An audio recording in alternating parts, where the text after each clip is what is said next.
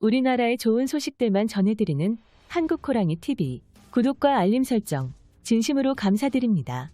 급격히 변하는 현대 전장 속에서 지구상에서 존재하는 전 세계 국가들 중 자신들이 가진 독자적인 첨단 기술력으로 초음속 전투기 생산 라인을 자국 내에서 설계하고 구축하는 데 성공한 국가들이 극소수에 불과하다는 것을 모두가 아실 것입니다.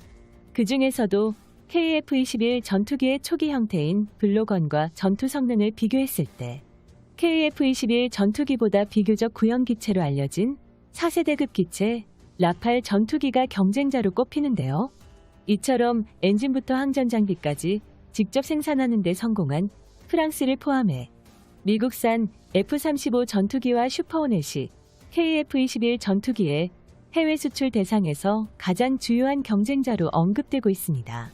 그런데 이미 해외 유명 군사무기 전문가들은 록히드 마틴의 F-35 전투기가 무장 능력 면에서 KF-21 전투기에 따라잡혔고, 아무리 프랑스산 라팔 전투기가 그리스에 수출되고 F4 업그레이드를 통해 최신형 전자장비를 갖춰봤자 오래된 연식으로 스텔스 전투기의 핵심인 스텔스 RCS 형상을 지니지 못했다는 치명적인 단점으로 인해 한국형 보람의 기체가 성능 업그레이드를 통한 잠재력 면에서 경쟁 기체들을 계단식으로 뛰어넘을 것이라는 평가가 지배적입니다.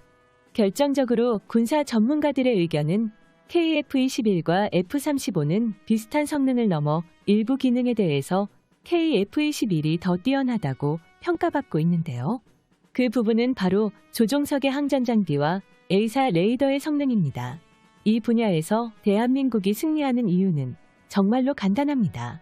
한국산 레이더 반도체 소자인 질화갈륨과 항전 장비의 연식이 F-35보다 최신형이기 때문인데요.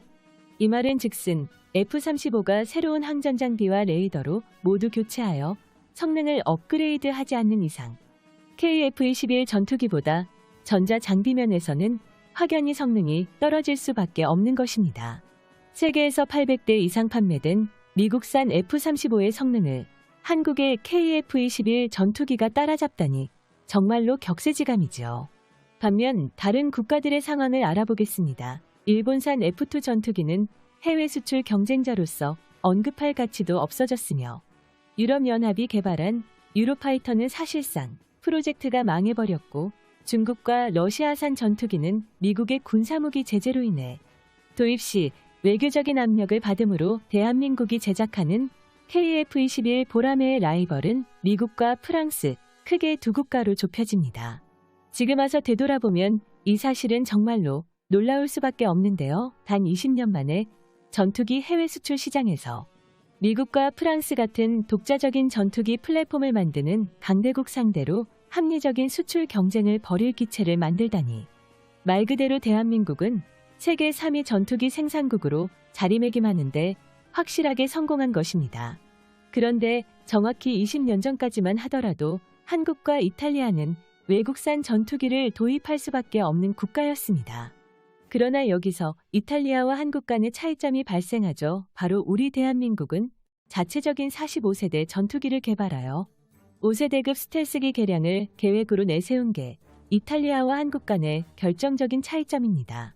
한국과 이탈리아는 총생산 GDP가 비슷한 국가이지만 독자적인 전투기를 개발한 국가와 개발하지 못한 국가의 차이를 극명하게 보여주는 세계적인 사례로 등극하는데 충분했습니다. 이처럼 자부심을 듬뿍 가지게 되는 보람의 전투기의 생산 라인이 지금 이 순간에도 원활하게 가동되고 있는 점에서 모두의 기대를 한몸에 받고 있지만 걱정스러운 면도 있는데요. 이러한 KF-21 전투기가 효율적인 과정을 통하여 적합한 성능과 가격 면에서 경쟁력을 가져야만 비로소 미국산 무기들을 우리 군이 수입하지 않고 대한민국이 무기 종속국을 벗어나 독단적인 무기 플랫폼 보유국으로 등극하여 해외 수출까지 진행할 수 있게 됩니다. 그러나 한국산 전투기가 전 세계적으로 화제가 되자 또다시 미국의 견제가 들어오고 있습니다. 현재는 KF-21이 미국산 엔진을 장착하고 있기에 미국 측의 핵심 부품 수출 허가를 받아야만 KF-21 생산 수출이 가능한데요. 하지만 이에 대해 미국 지휘사에선 아직까지 이렇다 할 확실한 답변조차 없습니다. 평상시 실시간으로 관련 내용들을 답변해 주던 모습과는 달리 굉장히 신중한 모습을 보이고 있는데요. 그도 그럴 것이 이것을 허용해 주게 된다면 사우디와 카타르 등 한 번 구매하는데 100대 이상을 구매해버리는 전투기 수입 큰손 국가들이 한국산 전투기를 합법적으로 구매할 수 있게 되기 때문입니다. 하지만 한국은 이에 굴하지 않고 전투기 엔진 국산화를 이미 진행 중에 있기 때문에 2030년에는 미국산 엔진을 사용하지 않아도 되는데요. KF-21 전투기에 탑재되는 2만 파운드급 터보팬 엔진과 스텔스 무인 전투기에 탑재될 8,000 파운드급 엔진을 100% 실시간 국산화 진행 중에 있습니다. 실제로 한국항공우주산업 KAI는 비밀리에 접촉해 협력하고 있으며 이를 바탕으로 무인 전투기에 사용할 8,000 파운드급 엔진의 코어 장비들을 작년에 국산화하는데 비로소 성공했습니다. 현재는 보라매가 미국산 엔진을 사용하고 있는 게 팩트지만 향후 국내산 엔진으로 교체할 경우 판매 가격은 훨씬 더 저렴해질 것으로 보고 있는데요.